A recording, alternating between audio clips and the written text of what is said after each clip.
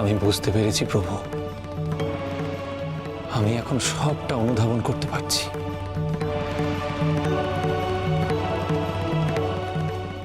সবটা। লোকনাথ, এইবার তবে এইবার এখানে এক্ষুনি পূজার আয়োজন করতে হবে। আমি এক্ষুনি আসছি। লোকনাথ, কোথায় যাচ্ছিস বাবা? গুরুদেব, প্রভু আমাকে অনুমতি দিয়েছেন এই বেশভূষা ত্যাগ করে ভক্তের বেশে আসতে। আমি এখনই আসছি গুরুদেব, আমি এখনই আসছি।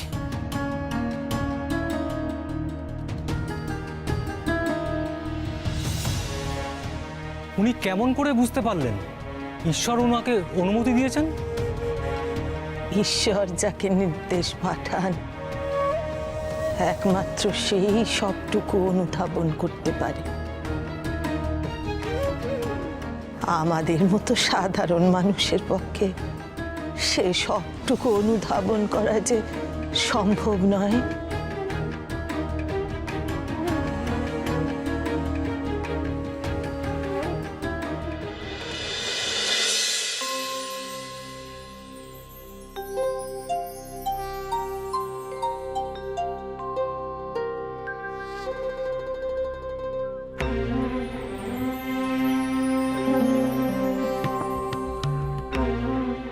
আমি এখন আপনাদেরই মতন আরেকজন শিব ভক্ত রূপে ফিরে এসেছি। তাহলে আর দেরি কিসের? নিন, পূজা আরম্ভ করুন।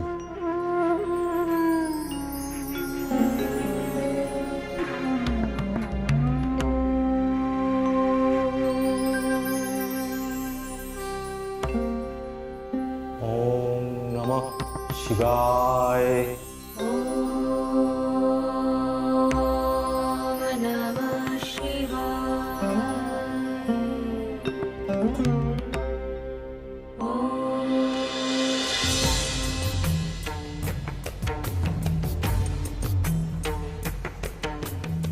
প্রভু, প্রভু তুমি?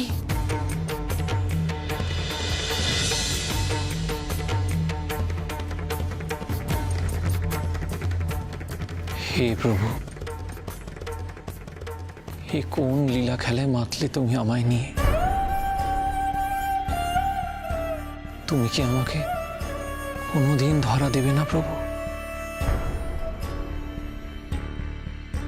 তা না হলে জ্যোতির্পুঞ্জে আমাকে বিলীন করে নিজের কাছে টেনে নিলে না কেন প্রভু? কেন?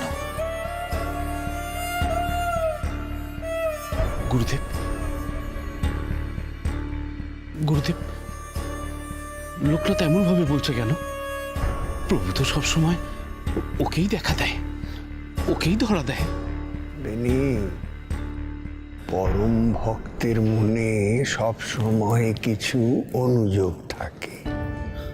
অনুযোগ না থাকলে মনে প্রেম জাগবে কি করে? আর আমাদের লোকনাথের ঈশ্বর প্রেমই তো মূল্য।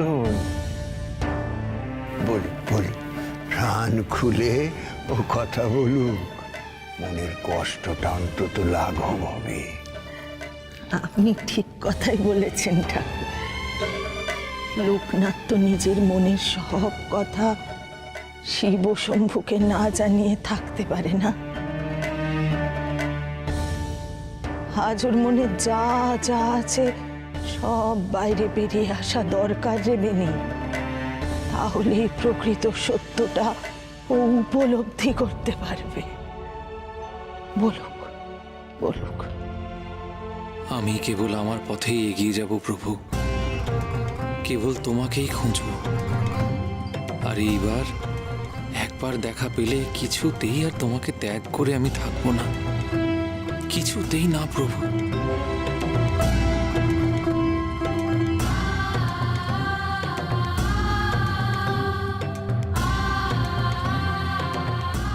এখনই আমায় খুঁজতে বেরোতে হবে।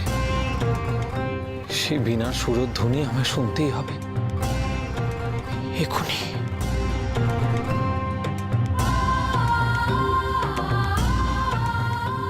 লোকনাথ, লোকনাথ, তুই কোথায় যাচ্ছিস?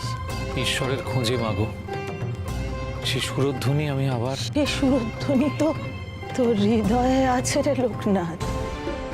ওই আলোর জ্যোতির পুঞ্জ তোর মধ্যে প্রবেশ করেছে।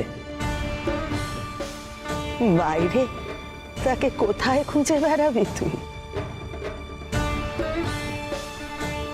হ্যাঁ রে লোকনাথ, বাইরে কিচ্ছু নেই বাবা, যা আছে সব তোর মনের অভ্যন্তরে। একবার ভেবে দেখ, তাই কি না?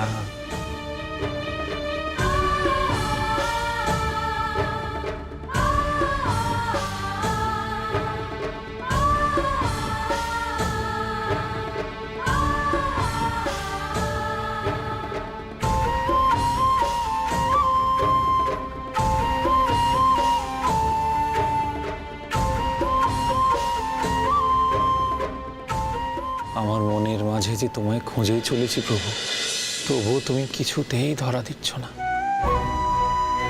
আর তোমাকে না পেলে যে আমার কোনো শান্তি নেই প্রভু। বলে দাও আমি কি করবো এইবার, বলে দাও, বলে দাও প্রভু, বলে দাও।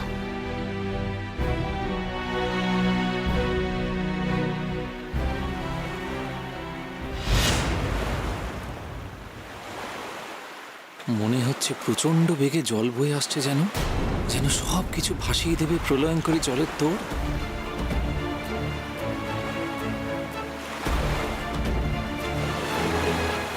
আপনারা কেউ বলতে পারবেন এই জলের শব্দ কোথা থেকে আসছে? জলের শব্দ? আপনি কি বলছেন কি ঠাকুর? সে কি, আপনারা কেউ শুনতে পাচ্ছেন না? না তো,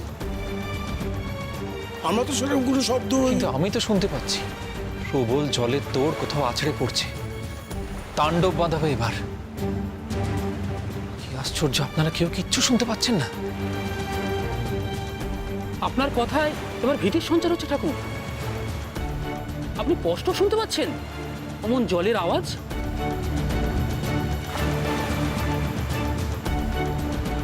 হ্যাঁ, আমার কানে সেই জলের শব্দ এখনো যে বেজেই চলেছে। আচ্ছা, মন্দাকিনী চলে আবার বান এলো না তো? হ্যাঁ, তা হতেও পারে। চলো সকলে, চলো সকলে মিলে একবার গিয়ে দেখি। চলো চলো চলো চলো।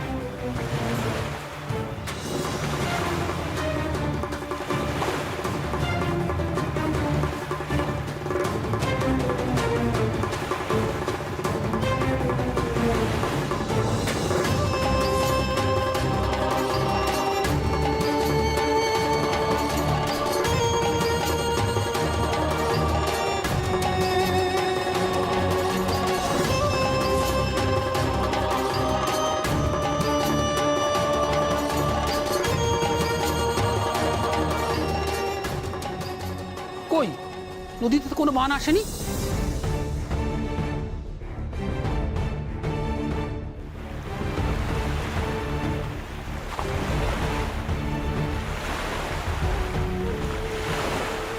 লোকনাথ, তুই কি এখনো সেই জলোচ্ছ্বাসের শব্দ শুনতে পাচ্ছিস বাবা?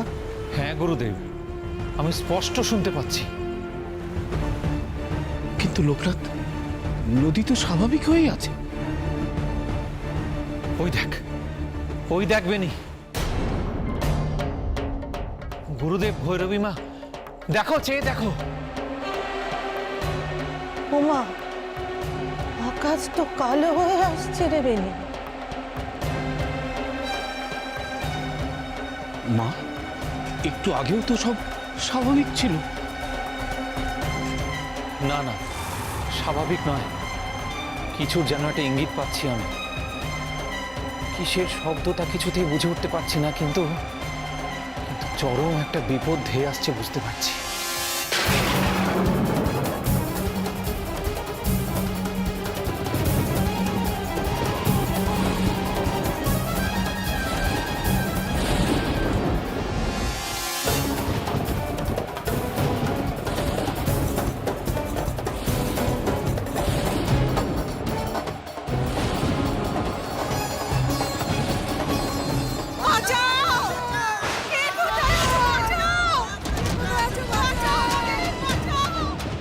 ও কি, কারা কাঁদছে এমন করে?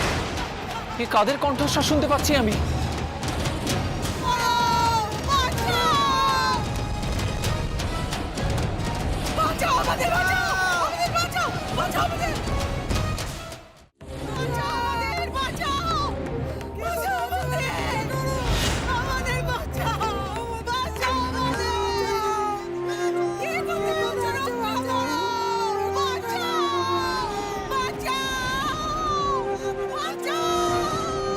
অমন করে কারা আমাকে বাঁচাতে বলছে? ওরা কারা? কি হয়েছে কি ওদের? কি করে রক্ষা করব আমি ওদের এখন? কারা?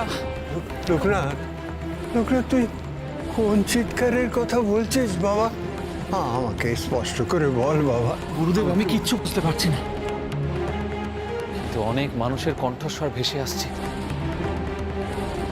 কেন কেন তোমরা শুনতে পাচ্ছ না? কি হলো বলো, পাচ্ছ না? না লোকনাথ, এমন কোনো কণ্ঠস্বর আমাদের কানে তো আসছে না। কিন্তু আমি স্পষ্ট শুনতে পাচ্ছি, কারা যেন ডাকছে, বিপদে পড়েছে, আর্তভাবে ডাকছে, সাহায্য চাইছে। কিন্তু কোথায় গেলে তাদের সাহায্য করতে পারবো আমি কিচ্ছু বুঝতে পারছি না। লোকনাথ, লোকনাথ, এই আর্ত কণ্ঠ তোকে ঈশ্বর নিজে শুনিয়েছেন। কাজে আমি নিশ্চিত যে পথও দেখাবেন তিনি। ঈশ্বর কখন পথ দেখাবেন গুরুদেব? আর্ত মানুষ আমাকে ডাকছে, আমি কিচ্ছু করতে পারছি না। তার কারণ পথ আমার অজানা। শান্ত হ, শান্ত হ লোকনাথ, শান্ত হ।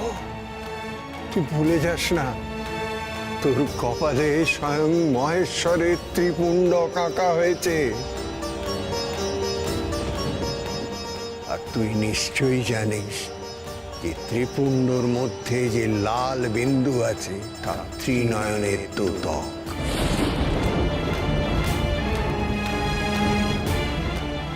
ত্রিপুণ্ডর মধ্যেকার ওই বিন্দুতেই জন্ম নেবে তৃতীয় নয়নে।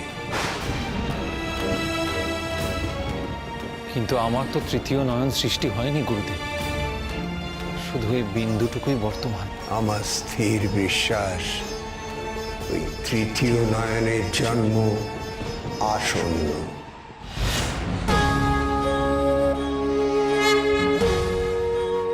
আর তা সম্ভব হবে বাবা ভোলা মহেশ্বরের আশীর্বাদে। হ্যাঁ রে লোকনাথ, তোর দিব্য দৃষ্টি লাভের সময় হয়েছে রে।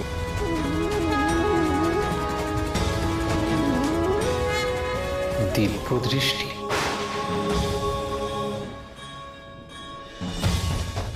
কিন্তু দিব্য দৃষ্টি আমি লাভ করব কেমন করে? তোকে ধ্যানে বসতে হবে লোকনাথ।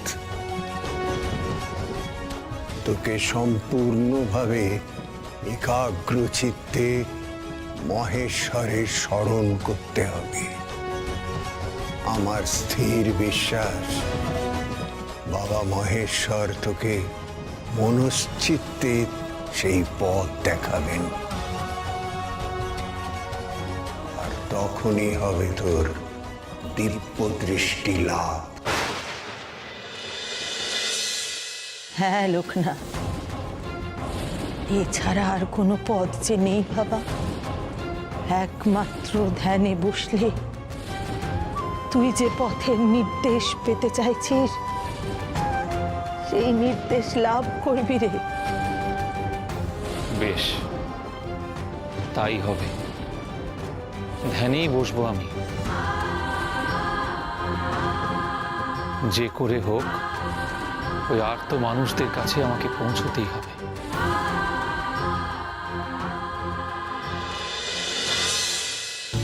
এবার তুই শিবনাম আরম্ভ কর। শিবনামে নিজেকে নিমজ্জিত কর, তাহলেই ধ্যানে একাগ্র চিত্ত হতে পারবি।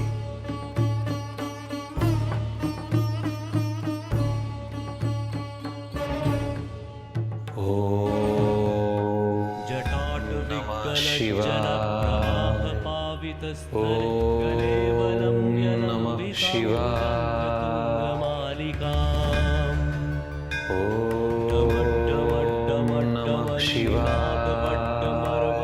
चकार चंड तांडवं तनोतु नः शिवः शिवम् শিবায়।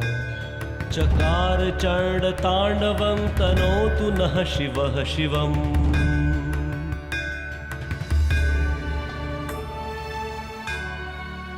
হে বাবা মহেশ্বর, পথ দেখাও তুমি। আর্তের আর্তনাদের কাছে কেমন ভাবে পৌঁছবো বলে দাও বাবা। निर्झरि विलोल वीचि वल्लरी विराजमान मूर्धनि ওম নমঃ শিবায়। ওম নমঃ শিবায়।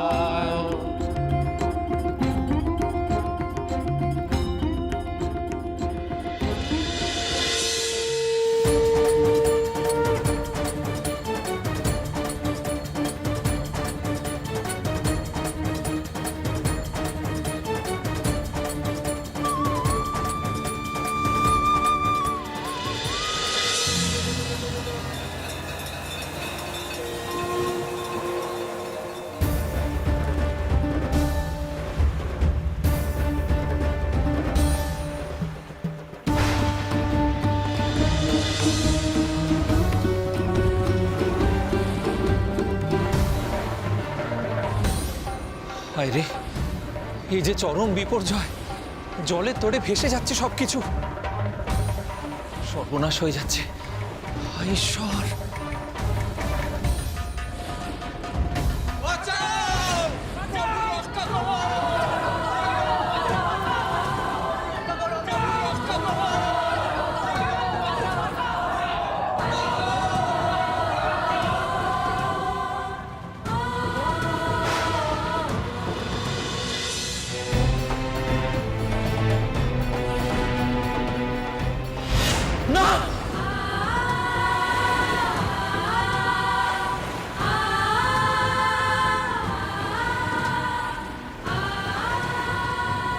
এবার আমি কি করব? এই অসহায় মানুষগুলোকে সাহায্য করব কি করে? এই যে চোখে দেখা যায় না। लोकनाथ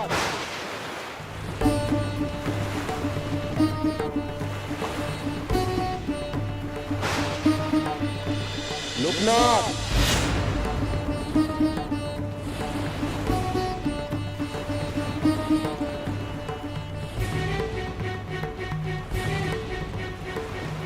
কে কে ডাকছে আমাকে? আর তো মানুষের সেবা করার জন্যই তোর জন্ম হয়েছে, তাই না? মানুষের দুঃখের অংশভাগ নিজের মাথায় নেওয়াই তো তোর প্রধান কর্তব্য। আর এইখানে এত মানুষ বিপদে, তুই আসবি না? এদের পাশে দাঁড়াবি না? এদের সুখ শান্তি ফিরিয়ে দিবি না? লোকনাথ, কোথায় তুই? লোকনাথ!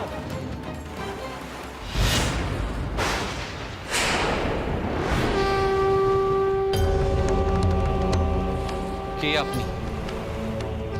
কে? আমি তো চাই ওদের কাছে যেতে, আমি তো চাই সাহায্য করতে ওদের। তবে কি আপনি আমায় পথ বলে দেবেন?